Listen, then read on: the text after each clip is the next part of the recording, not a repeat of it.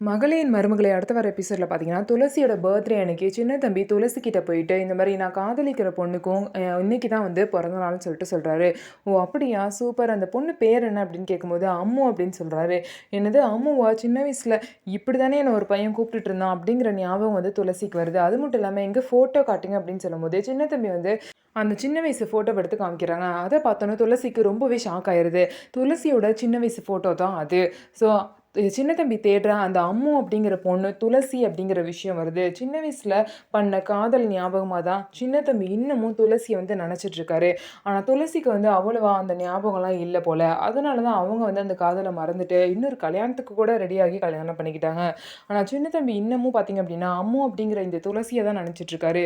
அப்போ வந்து பார்த்தீங்க அப்படின்னா, துளசிக்கு இந்த விஷயம் தெரிஞ்சதுக்கப்புறம் சின்ன தம்பி கூட பார்த்தீங்க அப்படின்னா, அவ்வளவா பேச மாட்றாங்க. காலேஜுக்கு கூட சின்ன தம்பி கூட போயிட்டு வர மாட்றாங்க. சின்ன தம்பி வந்து ஏன்னு கேட்டப்ப, "நீ எனக்கு தனியா போய்க்க தெரியும். நான் ஒண்ணும் சின்ன குழந்தை இல்ல." அப்படின்னு சொல்லிட்டு வேற ஒருத்தர் டிரைவர் மூலியமா போறாங்க.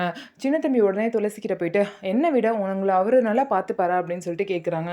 அதுக்கு துளசி வந்து என்ன சொல்றாங்க அப்படின்னா, "நான் எப்போதும் போல உன் கூட காலேஜுக்கு வரணும், பேசணும் அப்படின்னா, நீ அந்த அம்முவ தேடுறத விட்டுட்டு, அந்த அம்முவ மறக்கணும்." அப்படின்னு சொல்லிட்டு துளசி சொல்றாங்க.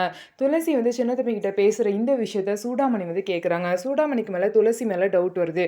ஒருவேளை சின்ன தம்பி தேடுற அம்மு தான் துளசியா அப்படிங்கிற ஒரு டவுட் வந்து சூடாமணிக்கு வருது. ஸோ இதுக்கப்புறம் என்ன நடக்க போகுது? இவங்க 2 பேரும் சேருவாங்களா, மாட்டாங்களான்னு சொல்லிட்டு வெயிட் பண்ணி பார்க்கலாம். நம்ம வீடியோ உங்களுக்கு பிடிச்சிருந்தா நம்ம வீடியோவ லைக் பண்ணிக்கோங்க.